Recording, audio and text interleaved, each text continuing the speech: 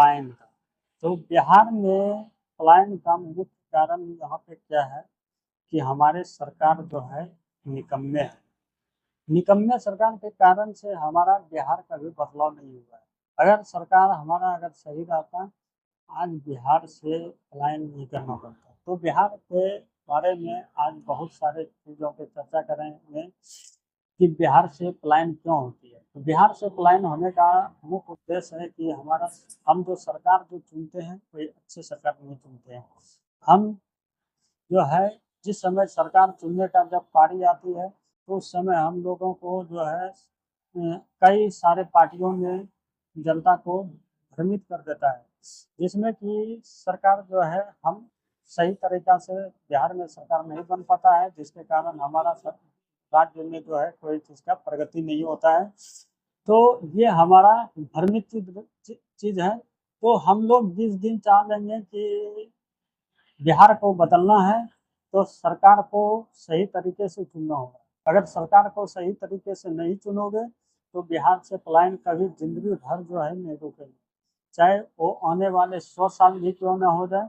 तो बिहार में सरकार ऐसे नहीं पलायन नहीं रोक पाएंगे।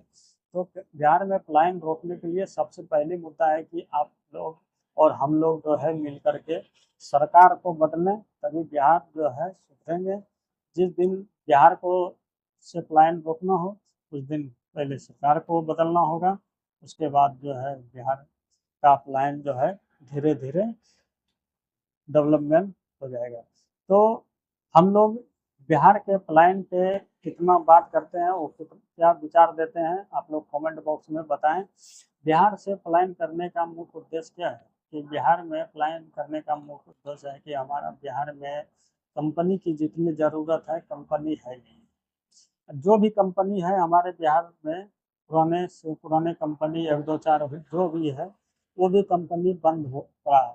तो जब जो कंपनी लगा हुआ है पहले से उसको भी चालू नहीं करवा पा रहे हो, तो आप सरकार में जो बैठे हो आप किस काम के लिए हो।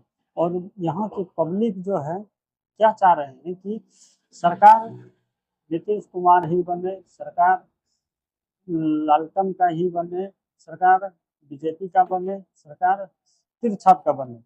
तो ये बात सिर्फ सोचता है सरकार, ये नहीं सोचता है पब्लिक कि हमारा सरकार कोई अच्छे सरकार बने हम जो कि हमारा बिहार राज्य बदल सके।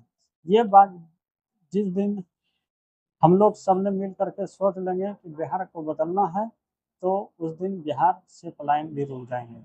जैसे कि बिहार में ज़रूरत है इंफ्रास्ट्रक्चर की, इंफ्रास्ट्रक्चर की जो ज़रूरत है, फैक्ट्री की जो ज़रूरत है, ये काम किसका है, ये है बिहार सरकार की। और बिहार सरकार जो है इस मुद्दे पे बात नहीं करेंगे। बिहार सरकार जो है पलायन पे कभी बात नहीं करेंगे।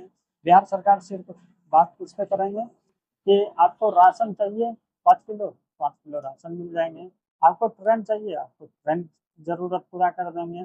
चाहे आपको दिल्ली जाने में कठिनाई हो रही है तो एक की जगह 2 ट्रेन चला देंगे। गुजरात जाने में कठिनाई हो रही है, एक से 2 जगह पे 4 चला देंगे। तो ऐसे ऐसे हमारे राज्य में सरकार बनी है जो कि इस सरकार से को अगर बदलोगे तभी बिहार बदलेंगे। और बिहार को बदलने के लिए सभी को एकजुट होकर के एक नया चेहरा का सरकार बनाएंगे, तभी जो है हमारा बिहार बदलाव होगा। और बिहार जब बदलाव होगा तो बिहार का पलायन जो है धीरे धीरे रुक जाएंगे। तो आप लोग जो है भी तैयार रहें और हम लोग भी मिल करके सबने मिल करके अगले विधानसभा में सरकार को बदलने का काम करेंगे, तभी हमारा जो है बिहार बदलेंगे। और नहीं तो फिर जो है ये